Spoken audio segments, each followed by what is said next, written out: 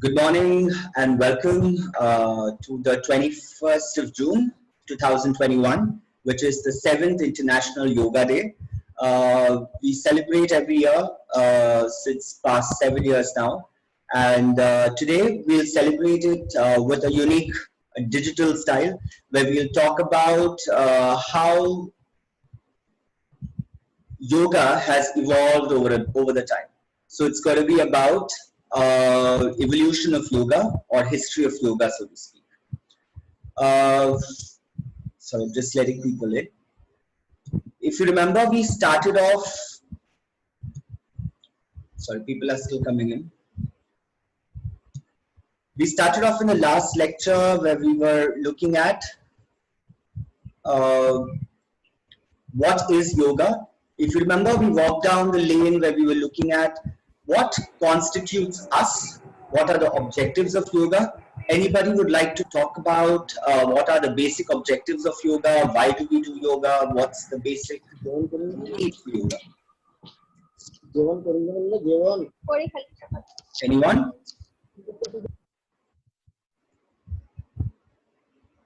Anybody who was there? We discussed. Yes, Mayuri? Name just a few reasons why we might want to do yoga. Why do we do yoga? What is yoga? Okay, is yoga an art, form of an art, or is yoga a part of or a form of science, or is it a mixture of both? It's a mixture of both. So. Very good. So how do we start when we understand about yoga? Do we start from the outside inward to understand our true self? And by understanding our true self, we are in a way connecting with the cosmos. Do you remember some of it? Yes. Let's quickly run through what we looked at in the last lecture. Last lecture, we looked at what is yoga, as Mayuri said right now. It's a spiritual discipline. Remember, it's not religious. It's not necessarily religious. It's spiritual. All right. It's about a subtle science which focuses a harmony between our body and a mind at the most basic level. So when we get into our asanas, we are getting our body into our control.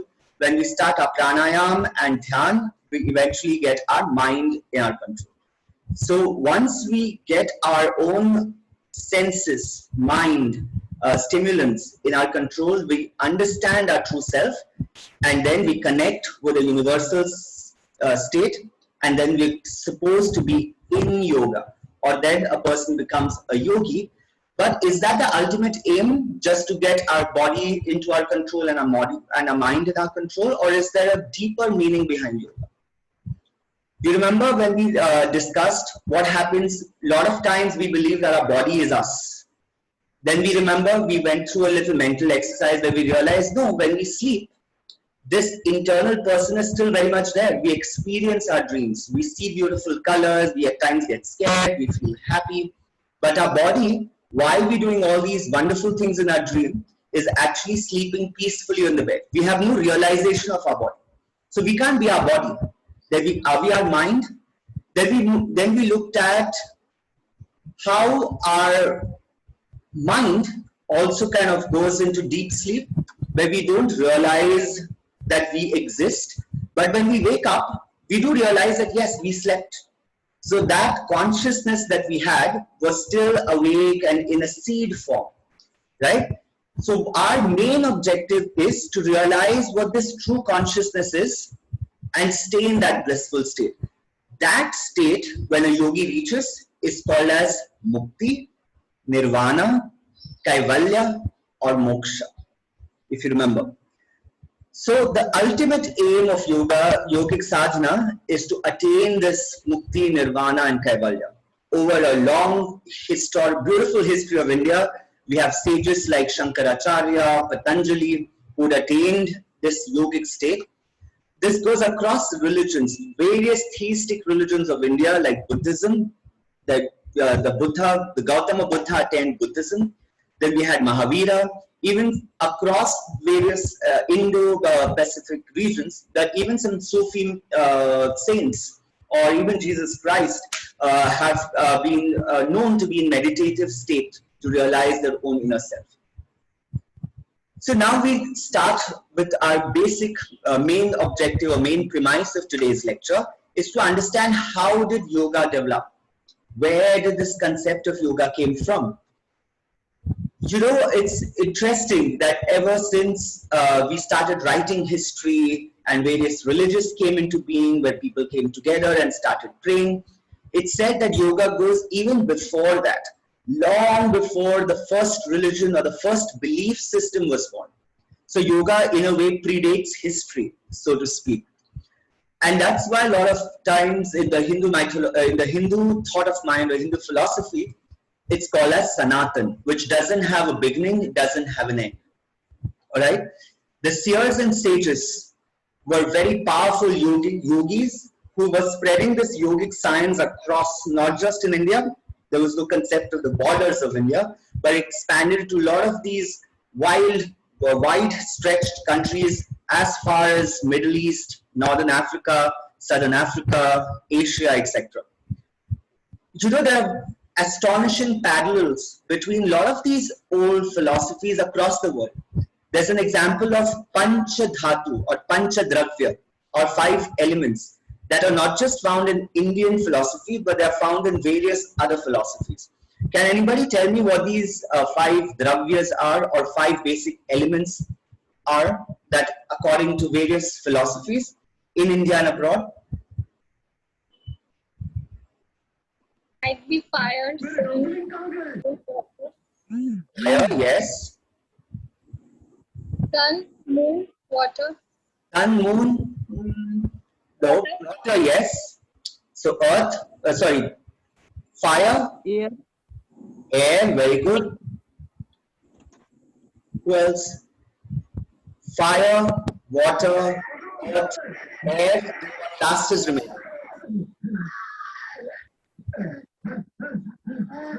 Ether or space. All right. So not just in our Indian philosophy, but ancient Chinese philosophy, the ancient Roman and Greeks, they believed in these 5 basic elements. All right. Then of course named it differently, and then they kind of built their ancient sciences, ancient philosophies also along. So there are a lot of parallels across. It's interesting, isn't it? It's then said that Saptrishi, one of the Saptrishis, Agastya, was one of the person who traveled across the Indian subcontinent and crafted this fine culture of yogic science, or yogic way of life, so to speak. Now, when we look at how we will get into some historical perspective, so can anyone tell me before the traditional Hinduism was found in India, what was the ancient form of civilization which existed in India? If I'm saying that yoga goes even beyond first established religion, can anyone tell me what were the ancient civilizations which were found? Mohenjo-daro. Mohenjo-daro, everybody's seen the movie Mohenjo-daro. But yes, Mohenjo-daro was one of the cities of this ancient civilization. Go back and think of your history lessons. Shivaji Maharaj. Sorry, yes, Akshay, what? Shivaji Maharaj. Shivaji Maharaj came very late. Aryas. Yes, you're getting closer, but Aryas, the Dravidians, Aryas, that also happened later. You're going away. When you spoke of Mohenjo-daro, you were getting closer. So it's called as the Indus-Saraswati Valley Civilization. All right. So this was 2,700 years before Christ. So today we are 2021 years after Christ. So this is more than what we are after Christ. This is before that time when Indus-Saraswati Valley Civilization was on. And there's some yogic motives which are found, or figures which are performing yogic sadhana.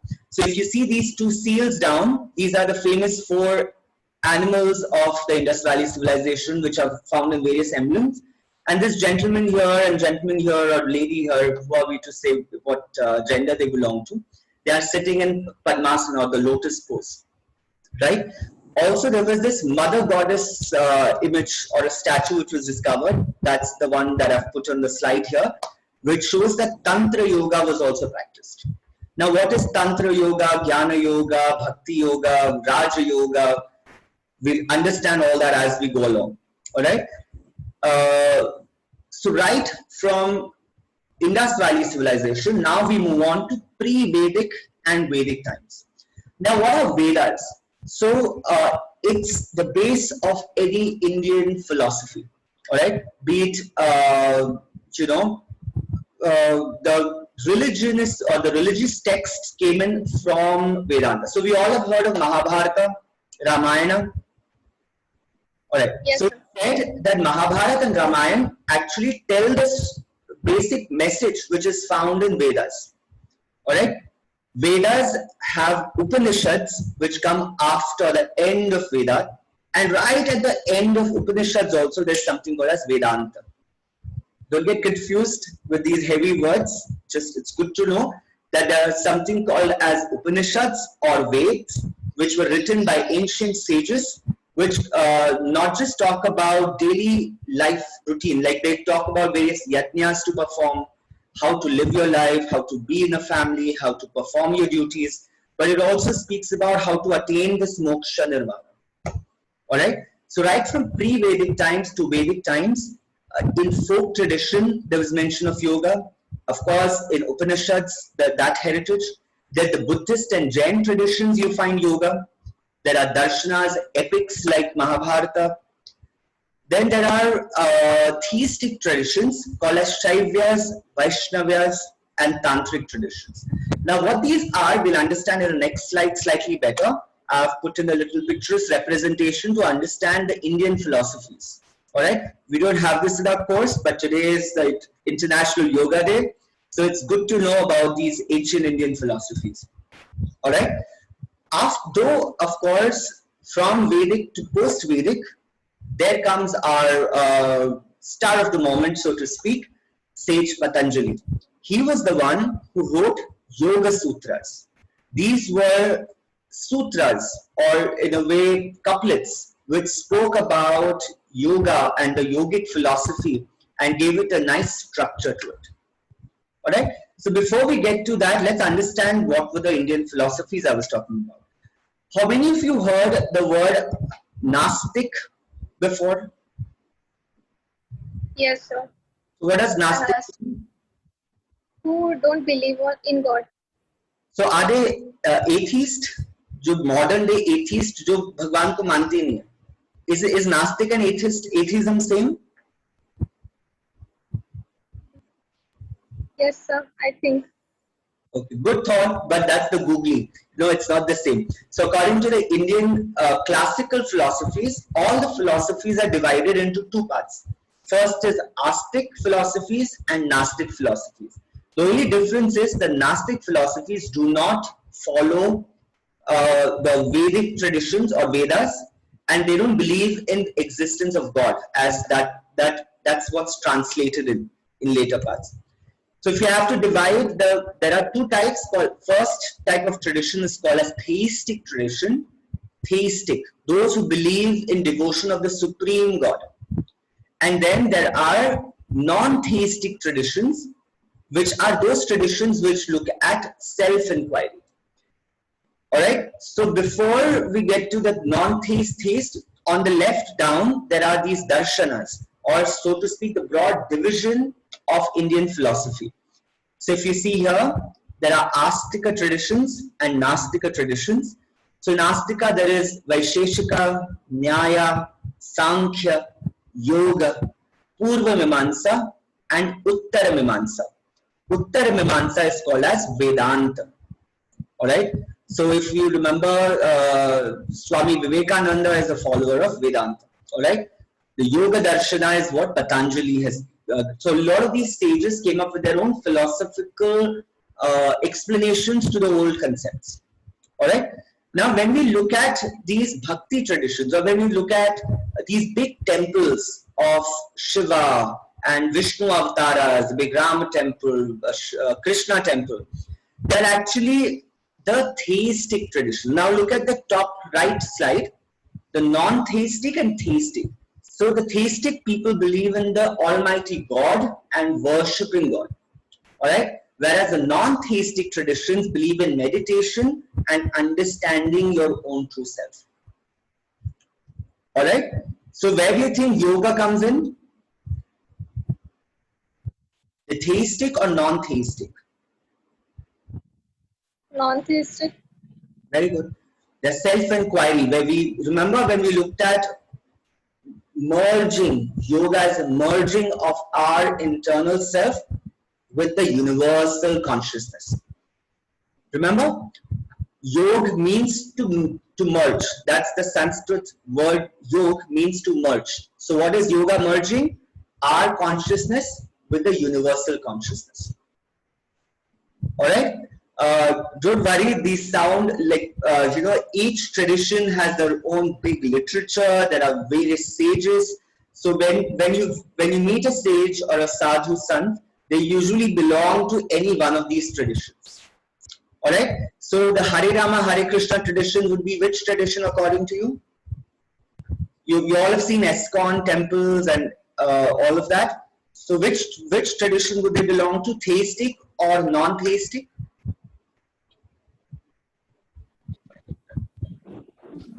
Theistic. They worship Krishna, right? So there would be, in theistic, who would there be? Shaivism or Vaishnavism or Shaktism?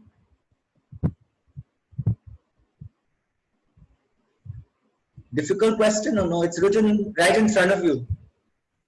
Shaivism. Sorry, Vaishnavism. Vaishnavism, right. Vaishnavism is a theistic tradition where they believe in Vishnu avatars. So Krishna is one of the Vishnu avatars, right? Whereas now if you see Kali temples, a lot of Navratri happens where you worship goddess. So the Shakti tradition or the Shaktism believes in the worship of goddess. Alright? Moving on to what's happening with yoga now. Where are we today? So many after Patanjali continued the tradition of yoga which Patanjali had created in Yoga Sutra, and they started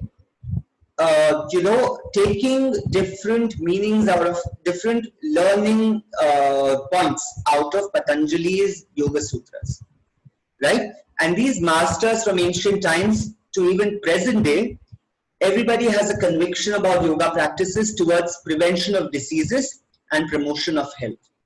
Remember, first we look at our yam niyam, where we look at our moral righteousness, our responsibilities towards the society.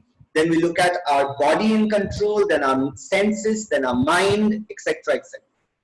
Right? We're going to look at all of this. This is a beautiful course of yoga and ethics that our university has started. And we're going to look at each one of them in greater detail as we move along. Now, what's happening with yoga today? There are millions of people across the globe who have benefited from the practice of yoga. And there are different yoga practice versions are brushed now. So in yoga itself today, if you go to, say, New York or San Francisco or to Paris, you will see a lot of different yoga studios which practice different forms of yoga. So in the later class, we're also going to look at different forms of yoga schools.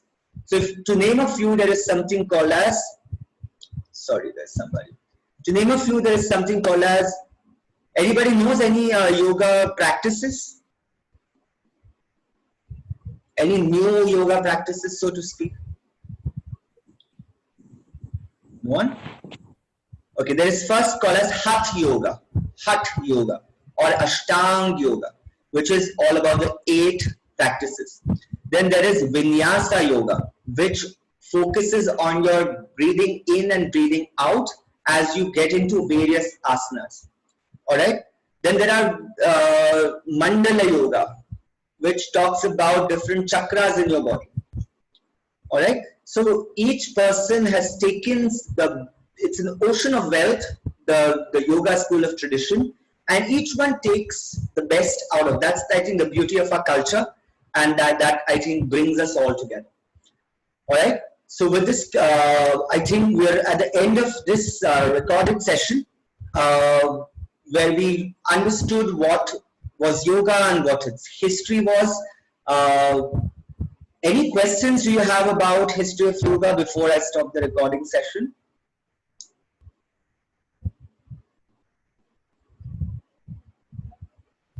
No? Okay, how many of you still believe that, okay, you understood that your body is not your real self. How many of you still believe that your mind is your true self? It's difficult, though, to kind of see, okay, but okay, how many of you believe that I, that feeling of I, the ego, is actual true you? So if I'm talking about Pooja Shamkule, it's not a body, of course, because when she sleeps, her mind still works, she's still alive, she experiences her dreams, right? Well, even in deep sleep, fine, but when she wakes up, she feels that ego of I. And if that's what truly Pooja Shamkule is, do we all, is it baffling? Do we all struggle? Have you think over it? Do you realize this? Or do you understand there is something deeper to that I, which is the true self?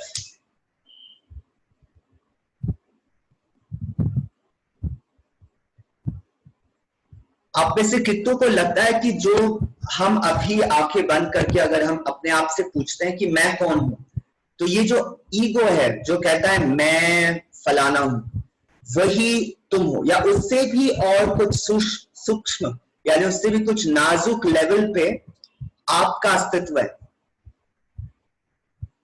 आपको सवाल समझ रहा है मैंने क्या पूछा? ये यानी हाँ, ये यानी ना? नहीं सर, ठीक है। तो अगर मैं आपको पूछूं कि आप कौन हो, तो पहले हम सोचते हैं कि हमारा शरीर हम है, राइट? फिर मैंने कहा कि लेकिन जब तुम नींद में सोते हो और सपने देखते हो, तभी भी तुम खुद अनुभव कर रहे हो उस सपने को, you are experiencing your dreams, लेकिन तुम्हारा शरीर तो बेड पे सो रहा है। तो अगर तुम शरीर हो तो फिर शरीर का तुम्हें एहसास होना चाहिए कि तुम सो रहे हो, लेकिन तुम और सपना भी देख रहे हो। ऐसा होता है क्या? आपका अनुभव क्या है कि तुम तो सपने में जीवित हो, तुम्हें एक्सपीरियंस करते हो, लेकिन बॉडी सो रही है, तो you are not your body, right? Now if I say that emotional feeling that you have, that I exist, so the Mayuri has an individual I. So if Mayuri feels hungry, Mayuri feels ki yes, that person inside, that meanness is feeling hungry. So my body is telling my brain, and that I, the Mayuri, feels hungry. And then that I, Mayuri, tells her brain, then that brain tells her hands, and the hands eats food. यहां तक सबको समझा? अगर मैं कहूं कि ये जो मैं हूं, जो तुम्हें एहसास होता है, वो भी तुम्हारी एक्चुअल असलियत नहीं है, उसकी भी डीपर लेवल पे कुछ और असलियत है, तो बहुत डिफिकल्ट है समझने में। इसीलिए पहले योगा के अष्टांग योग क्रॉस करते हो। पहले तुम तुम्हारी बॉडी को स्थिर करते हो, फिर तुम्हारी ब्रीदिंग को स्थिर करते हो, फिर तुम्हारे जो सेंसेस है उसको तुम स्थिर करते हो, फिर तुम धारणा करते हो, योगा करते हो, प्रत्याहार करते हो, और फिर समाधि मिलती है, यानी तब तुम्हारा ये रियलाइजेशन होता है कि तुम्हारी असलियत क्या है। लेकिन फिलहाल ये क्लास ब्रेक करने से पहले मैं एक छोटा सा एक गेम खेलते हैं, एक एक्सरसाइज करते हैं। I will stop sharing this, alright, so that you will understand what I am talking about. Okay, शायद समझे, या एक इंट्रोडक्टरी कुछ तो हो ही सकता है। तो अभी आपकी वीडियो ऑन है, तो बहुत बढ़िया। मैं आपको कह रहा हूं कि अभी आंखें बंद करो और एहसास करो कि आप अभी कहां हो, आपके शरीर में आप कहां हो। क्या कहीं तक लोकेट करोगे? आपकी छोटी उंगलियों में है क्या? मयूरी का मैं का एहसास छोटी उंगली में है क्या? नहीं हो सकता है वो, ऑलराइट। तो अब मुझे बताओ, ये तुम्हारे कमर के ऊपर का पार्ट है, कमर के नीचे का पार्ट है, जो भी है बताओ मत अपने आप। अगर कमर के ऊपर का पार्ट है तो नीचे का पार्ट डिस्कार्ड कर दो। अब फिर आंख बंद करो, और देखो अब तुम्हारा वो I का जो एहसास है, the ego, where is it? Is it above your neck or below your neck? Close your eyes and experience it. So where am I right now? Am I in my heart? Am I in my lungs? Am I in my stomach? Am I in my throat? Am I in my head? Somewhere, locate it. Once you locate it, give me a thumbs up.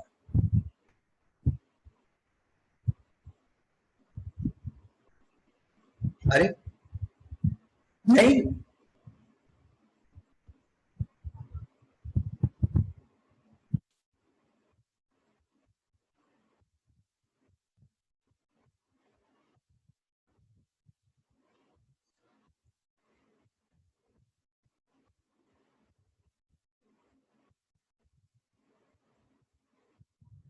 नहीं,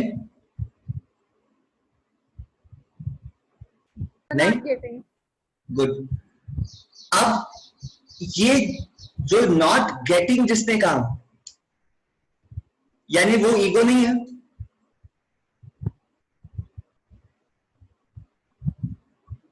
जो मैं मयूरी है वो मैं को ढूंढ रही है, तो खुद कैसे हो सकती है? तुम खुद को ढूंढ लोगे क्या? So that's what the true you are. All right. But anyway, what we'll do is do you all know what Omkara is?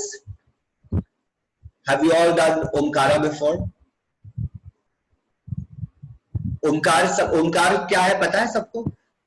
तुम्हारा स्कूल का कोई फ्रेंड के बारे में बात नहीं कर रहे, जो योगा में प्रैक्टिस के बाद हम usually end with an Omkara. Alright, तो ओमकारा में there are 2.5 words, a Om.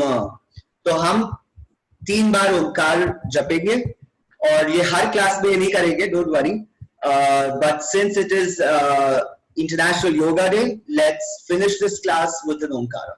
Alright, so 3 Omkaras. So sit comfortably wherever you are. Don't recline too much. Don't be slouching. Sit proper. You can keep your eyes shut. You can keep your eyes open. You can keep your eyes half shut. That's okay. What we're going to do is first we're going to do conscious breathing. So we're going to first inhale and slowly we're going to exhale. All right. So let's start doing this. Let's inhale.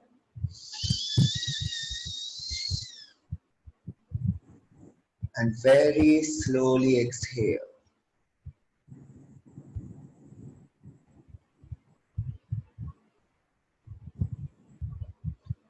All right, let's do Omkara thrice. Let's go.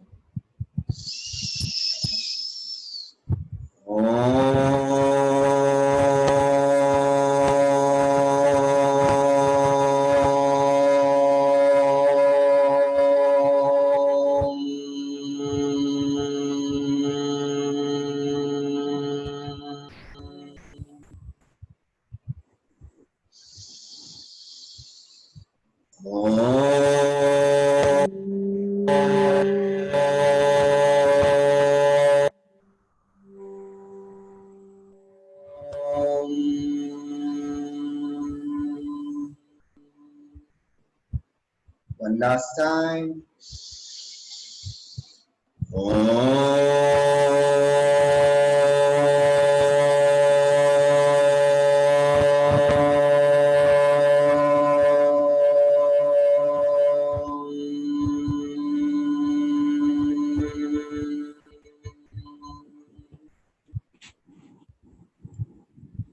Rub your hands just so there's a little warmth. Put them across your eyes and your cheeks and your ears and your throat. And Dhanyavad. Hope you had a good time. Hope you learned something new. I'm going to stop the recording. Anybody wants to say anything on the International Yoga Day? We've seen some people who shared photographs, so I think some of you have been practicing yoga since a while. So, we're just going to understand in this course about yoga in detail and not just limit it to the physical exercises that we do. All right. Of course, yoga gets us into good shape, it keeps us fit, it makes us a better person. But ultimately, don't forget the ultimate aim of yoga. All right. So I think I'll stop the recording now. Anybody wants to say anything today, though?